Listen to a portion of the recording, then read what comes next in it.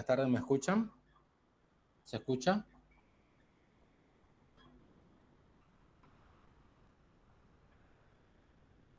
Hola, hola. ¿No se escucha? Bueno, voy a pedir que por favor que enciendan las cámaras, ¿sí?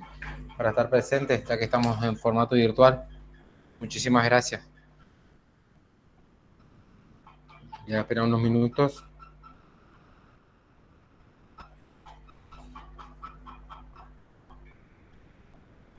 O si no, estamos todos en modo ghostear, como hablan los chicos.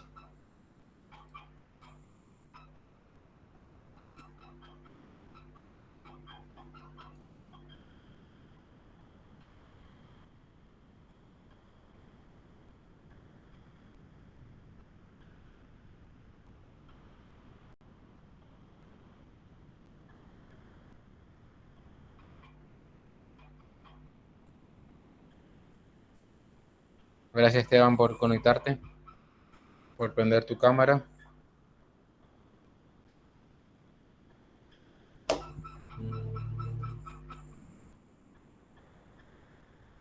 Muy bien, se están conectando.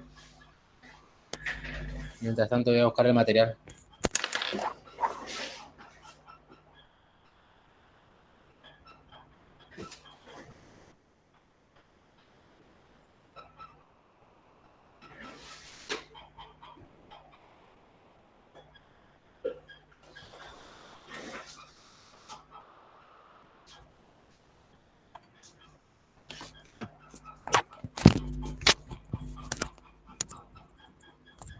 Hola, Sergio, muchas gracias por conectarte.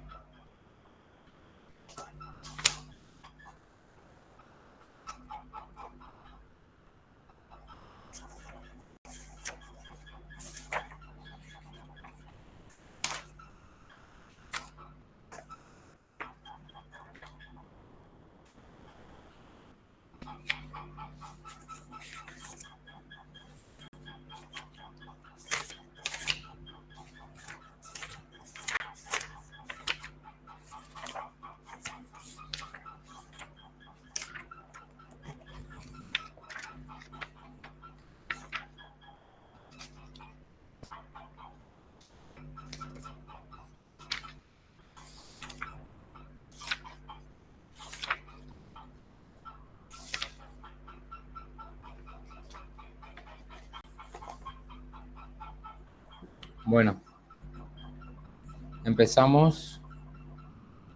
Todos los que se vayan sumando. Tengo que ir admitiendo a todos.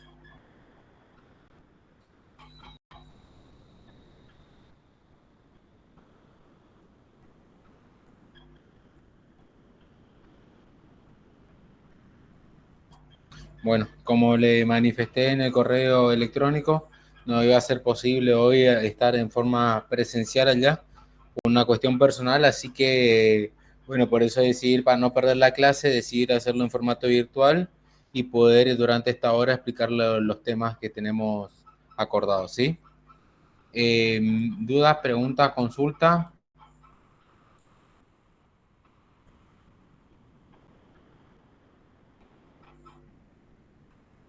Bueno, si no hay ninguna duda, pregunta, consulta, empezamos con la clase. Eh,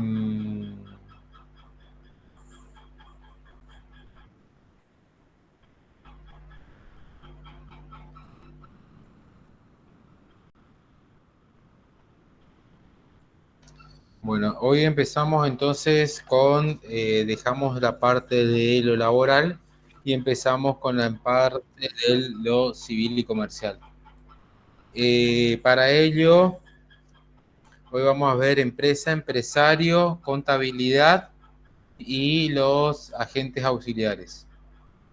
Mirando yo el cronograma. Y fondo de comercio también, ese me estaría faltando. Y fondo de comercio. Bueno, voy a ir rápido entonces, primeramente por la contabilidad. para después entender el tema de los fondos de comercio y los agentes auxiliares. Empezamos con la contabilidad. Esto tenemos que entender. Acuérdense que el código, acá tenemos que agarrar, ya dejamos de lado la ley de contrato laboral y entramos a analizar la ley, el Código Civil y Comercial. Para ello, en el artículo 320, tenemos que entender primeramente los sujetos. Esto es algo nuevo, diríamos, hace 10 años, pero cuando se crea el Código Civil y Comercial, esto no estaba regulado antes, y en el 2015 hacen esta incorporación en donde hacen esta clasificación que no va a encontrar. Le voy a ir dejando a ver algunos materiales.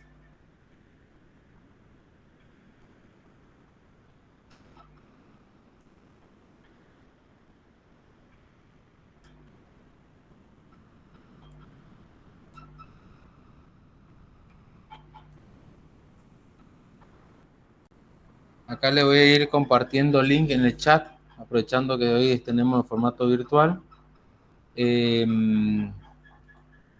Ahí busqué algunos materiales para darle a ustedes. A ver acá. ¿Dónde está el chat? Más opciones, levantar la mano, enviar reacción, desactivar la cámara.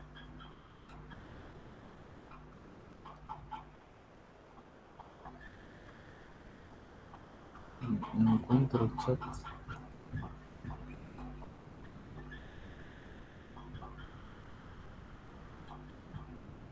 Acá está.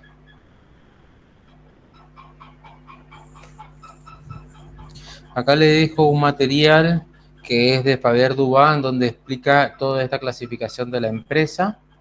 Y acá hay otro que va a explicar la diferencia entre empresa y establecimiento comercial. ¿Sí? Ambos están acá en el...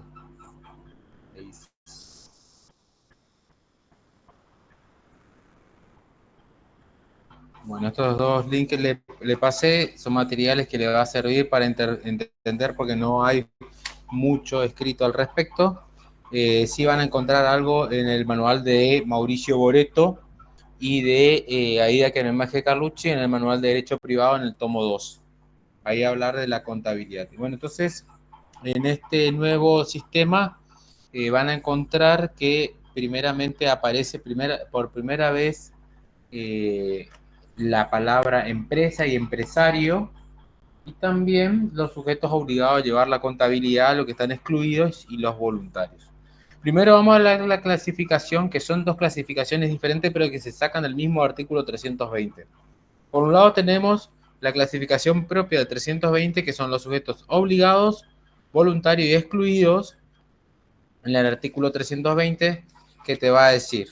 Yo tengo un video por allí que es cuando di un par de veces la clase de esto, que lo tengo por ahí en YouTube, que están obligados a llevar la contabilidad. Los obligados es primeramente cualquier persona jurídica privada. Acuérdense, las personas jurídicas privadas, ahí tenemos que remitirnos al artículo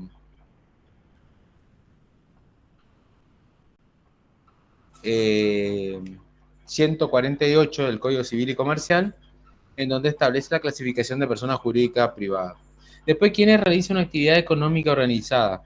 Acá no hay un concepto de actividad económica organizada, y el código habla por primera vez de actividad económica organizada. Acá tiene que haber una actividad que sea lucrativa y que esté bajo una organización.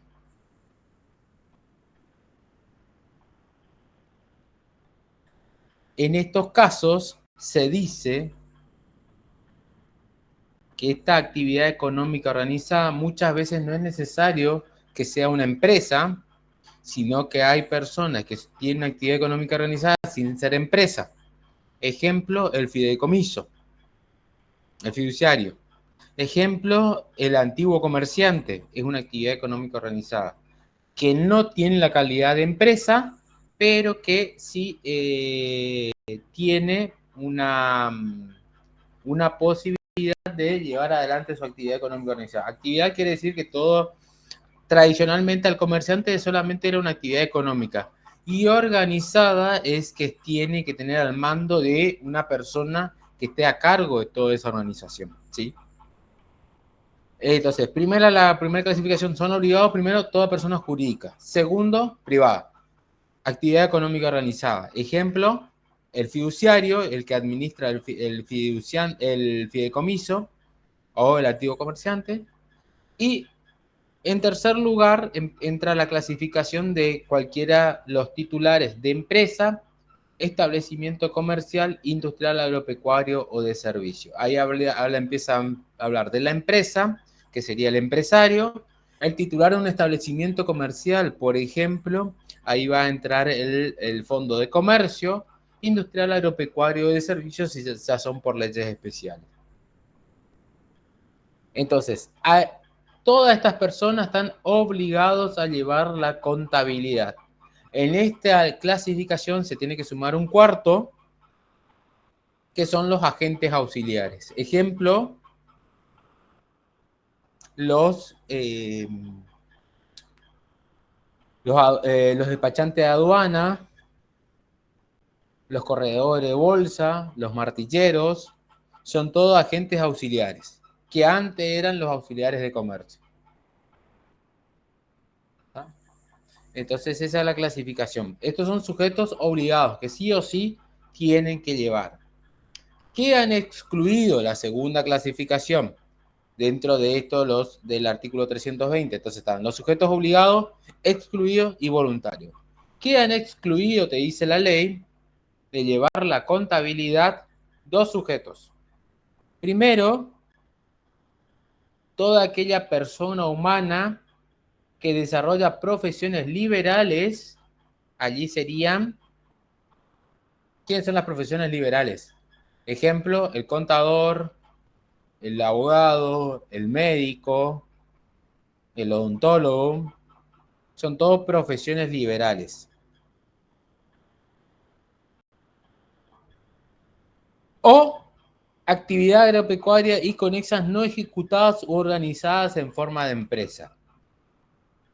Y ahí te explica qué son actividades conexas, que es todo aquello que llevan a cabo una actividad de transformación de los productos agropecuarios. ¿Quiénes son clasificados entonces dentro de esta segunda? Está primeramente las profesiones liberales y segundo serían las actividades agropecuarias. Ejemplo, los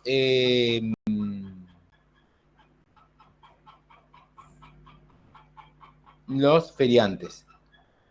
Y por último, en tercer lugar, los sujetos excluidos, los voluntarios. Los voluntarios tenemos dos clasificaciones. Primeramente, cualquier persona que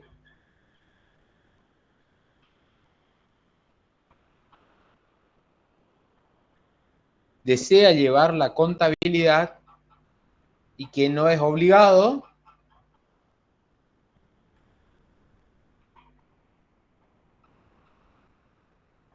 o algún sujeto excluido que quiere llevar la contabilidad. Entonces, todos esos terminan también siendo voluntarios. Entonces, la clasificación tenemos sujetos obligados, excluidos y voluntarios. Eso sería la clasificación conforme a los obligados a llevar la contabilidad. ¿Cómo se tiene que llevar la contabilidad?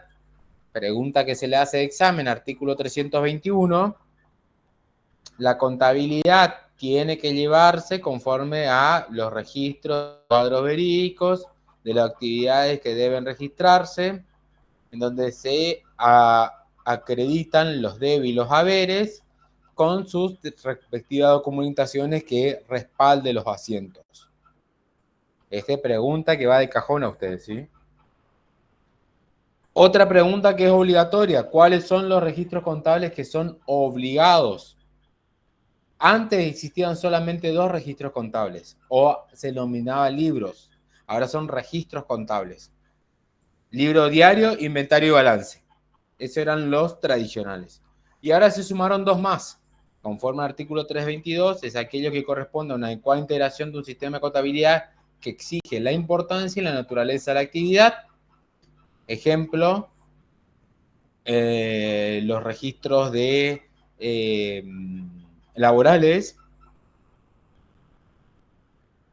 o libro mayor, libro de caja, o aquellos que exigen por leyes especiales, aquellos que son de cuestiones tributarias, que antes eran los de AFIP, ahora es de ARCA. Todas esas normativas tributarias también deben ser obligados a llevarla, son los registros indispensables, ¿sí? Vamos a llevar la contabilidad, los registros, los libros. ¿Cómo tienen que llevarse los libros? Artículo 322, que están prohibidos, artículo 324.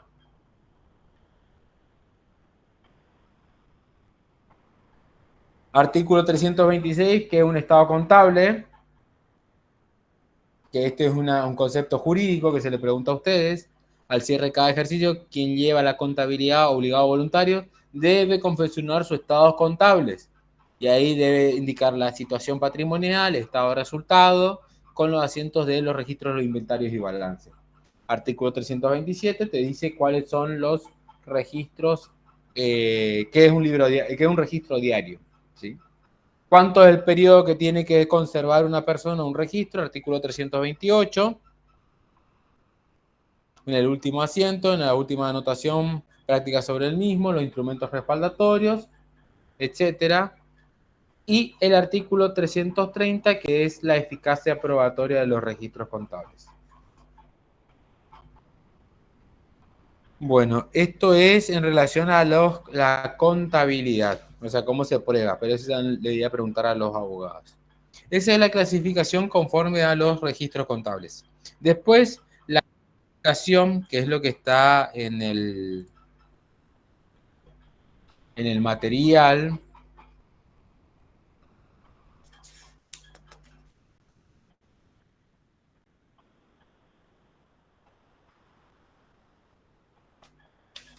La clasificación entre empresa, empresario y el famoso cuasi empresario. El cuasi empresario, el que no llega a ser empresario, para ser empresario, primeramente, ¿qué es una empresa? Una empresa es un concepto, no es un concepto jurídico, que si bien hay conceptos en la ley de concurso y quiebra, que es la materia que recién terminé, o la ley de empresa de laboral, que ustedes también lo vieron, que hablan del establecimiento, pero lo que se refiere acá en esta normativa es que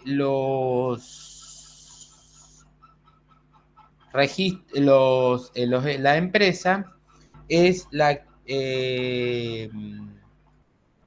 es la actividad económica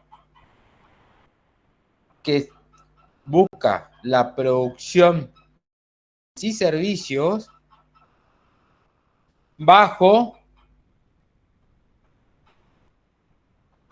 bajo la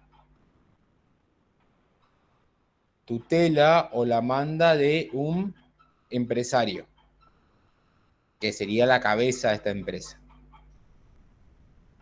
Ahora vemos que la dinámica de la empresa se cambió, se modificó. Ejemplo, uno es un empresario sin necesidad de tener toda esta estructura.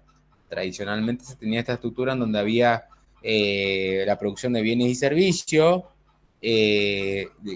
buscando una actividad económica que sea de carácter lucrativo y que sea al mando de un empresario. Actualmente sabemos que a través de las redes sociales uno puede generar una pequeña empresa y lo puede desarrollar sin necesidad de toda esta estructura. A la vez también tenemos que sumar la responsabilidad social empresaria dentro de esto de la empresa, en donde una empresa, acuérdense que hay la ley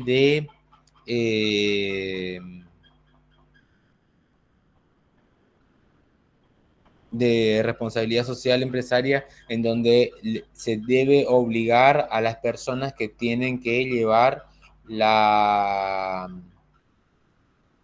ahí no me está saliendo la palabra, los registros contables bajo la tutela de la responsabilidad social. No me está saliendo el nombre. Bueno, ya me voy a acordar.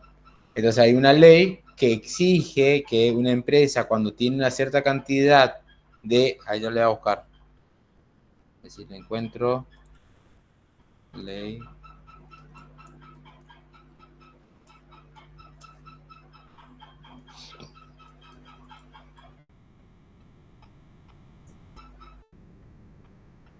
Balance social, ahí está. Un balance social que exige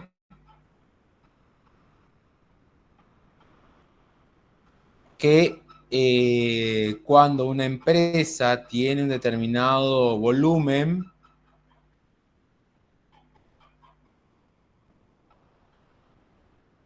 debe realizar un balance social en donde haya un equilibrio entre los aspectos ambientales, sociales y económicos, ¿sí? Entonces, vos no podés crecer como empresa y empobrecer a toda la sociedad en donde te desarrollas. Ese es el balance social y que toda empresa debe llevar adelante. Vamos ahora a la clasificación de eso es empresa. Empresario y el cuasi empresario. El cuasi empresario siempre generan ahí una mezcla que no saben de qué se trata el cuasi empresario. Ahí Faguer Dubá en esto que le estuve acompañando el habla algo al respecto de la clasificación del empresario, el cuasi empresario. Y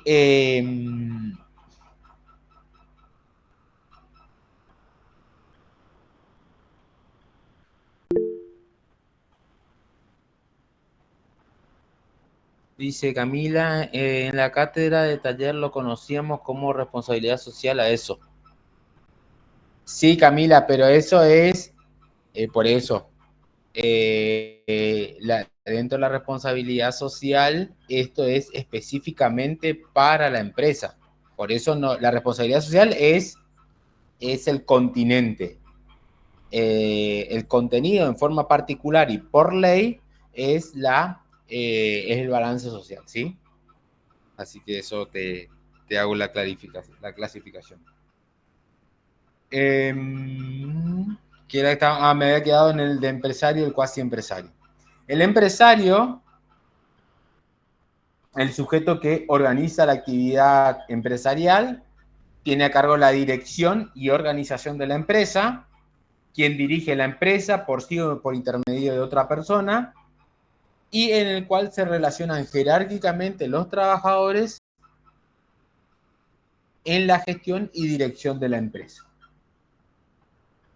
El empresario, acuérdense que esto lo vimos en laboral, tiene facultad de organizar, de dirección, de disciplina,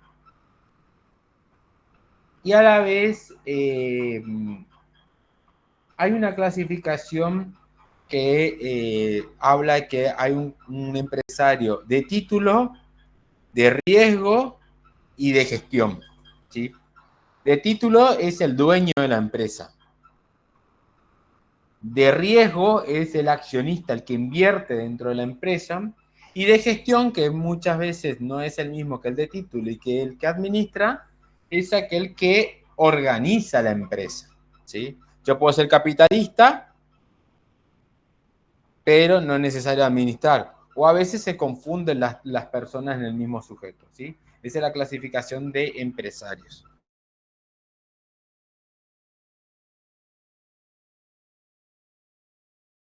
Es aquella persona que no, y por eso dice cuasi, que no llega a ser empresario porque no tiene estos requisitos que estuvimos mencionando, pero que tiene una actividad económica organizada, ¿sí? O sea, no tiene esta estructura que necesita el empresario, pero tiene una actividad económica organizada. Y por eso le mencionaba uno de los ejemplos, el fiduciario, el fiduciario que administra un fideicomiso. Entonces, la actividad económica organizada es un cuasi empresario. Hay algunos autores que dicen que toda empresa es una actividad económica organizada, pero no toda actividad económica organizada es una empresa. ¿Se entiende? El ida y vuelta. Este tema siempre me lo dan a mí porque los demás profesores no entienden, no saben y bueno, es muy particular y es muy muy especial. A mí es un tema que me apasiona porque justo mi tesis de maestría de Rosario se trató sobre este tema de la nueva forma de organizarse de la empresa, de la sociedad unipersonal. Entonces, cuando desarrollé toda la parte de la nueva forma de organizar la empresa, desarrollé toda esta estructura y nueva visión que tiene sobre la empresa, la clasificación de empresa, empresario y la actividad económica organizada. Algo más que me queda allí.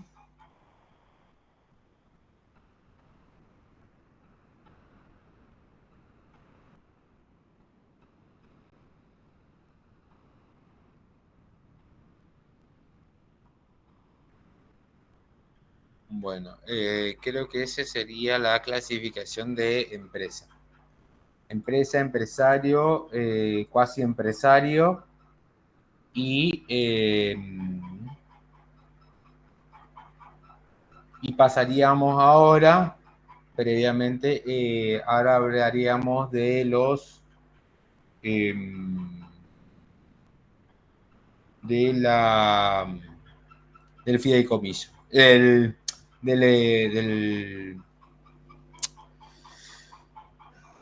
el fondo de comercio. ¿Duda, pregunta, consulta hasta allí? ¿No? Bueno, sigamos entonces. Exactamente, el empresario de gestión, uno de los ejemplos que se da es el de gestión, es el gerente, otro también que lo dicen el CEO también. Muy bien, Camila. Bueno, ahora vamos a ver la ley de transferencia de fondo de comercio. No hay una ley no hay una ley de fondo de comercio, sí hay una ley de transferencia de fondo de comercio. Y en este caso vamos a remitirnos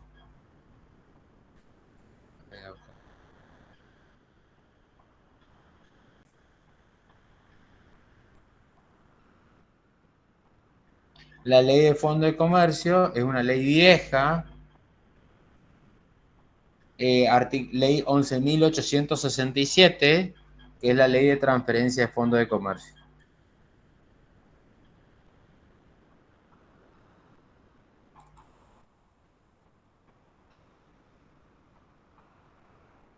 Bueno, en primer lugar, el artículo 1 de la ley dice que declárese los elementos constitutivos de un fondo de comercio.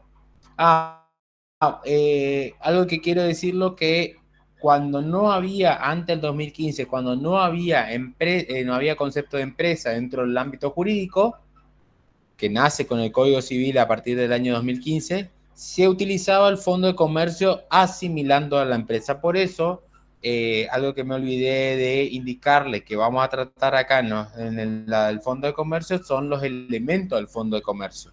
Los elementos del fondo de comercio tienen elementos materiales e inmateriales, ¿sí?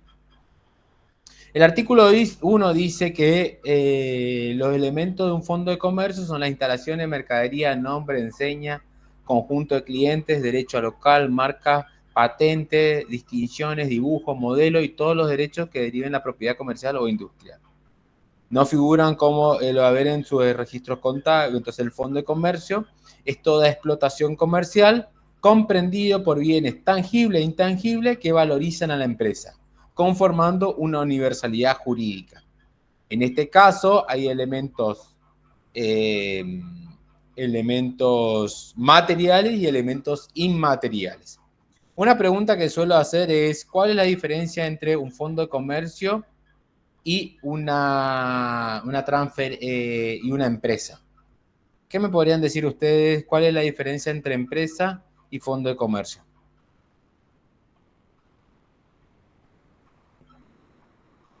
Para no estar hablando acá como un loco.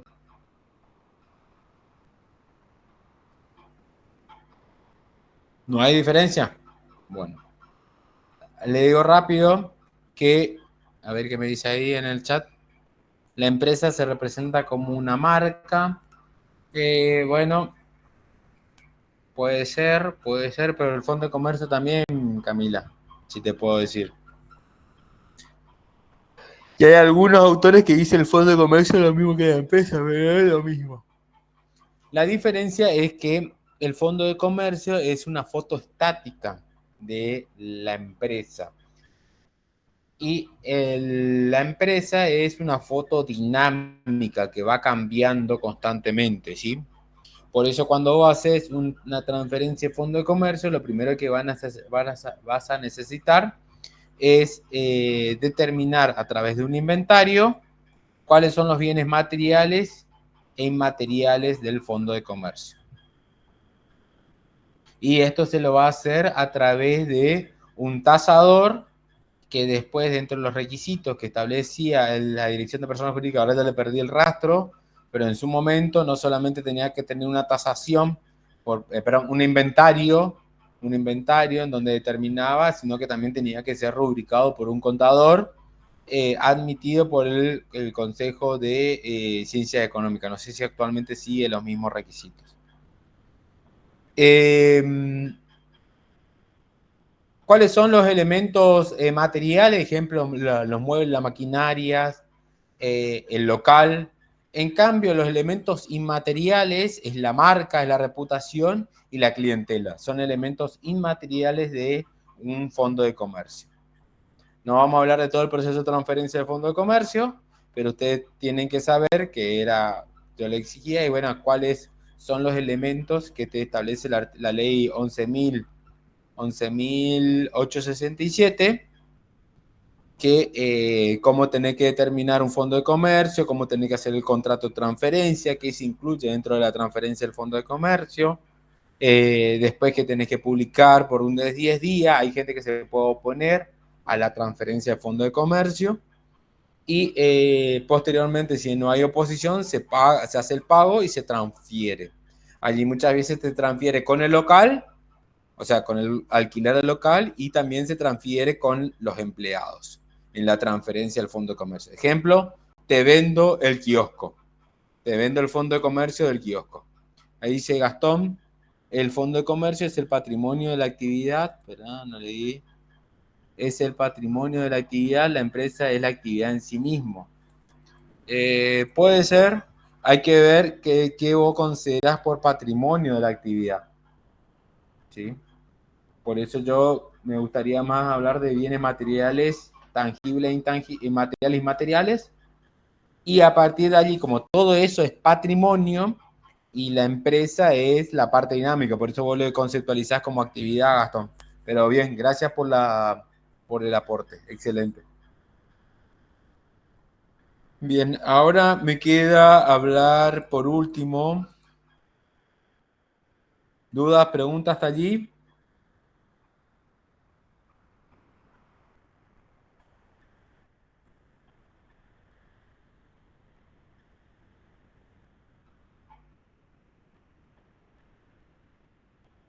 ¿Qué es lo importante de un fondo de comercio? Que uno transfiere un negocio en funcionamiento, con las instalaciones, mercadería, nombre, enseña, clientela, derecho a la marca, la reputación, eh, y toda esa estructura que poseía el anterior vendedor lo transfiere al comprador. En cambio, ¿cuál sería la diferencia con una franquicia? Porque ustedes me dicen cuál es la diferencia.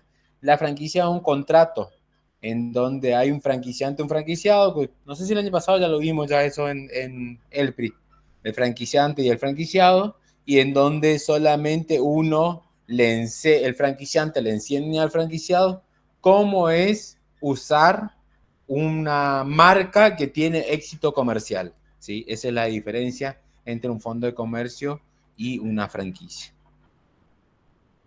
Me faltó algo de decirle que el fondo de comercio se inscribe ¿a dónde? Se inscribe en la Dirección de Personas Jurídicas y Registro Público de la provincia de Misiones, ¿sí? Este está ubicado en calle San Luis y en San Luis y Roque Pérez, acá de la ciudad de Posadas. Bueno, vamos a los agentes auxiliares,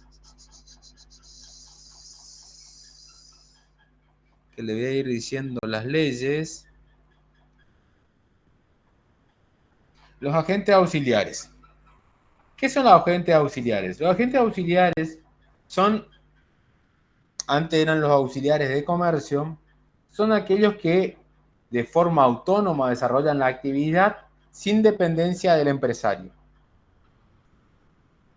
Tienen que tener capacidad para llevar adelante la actividad económica. Por ejemplo, los martilleros, y ahora en su mayoría, algo que mi ley lo quiere sacar, tienen que matricularse en un colegio, tienen obligaciones comunes a los demás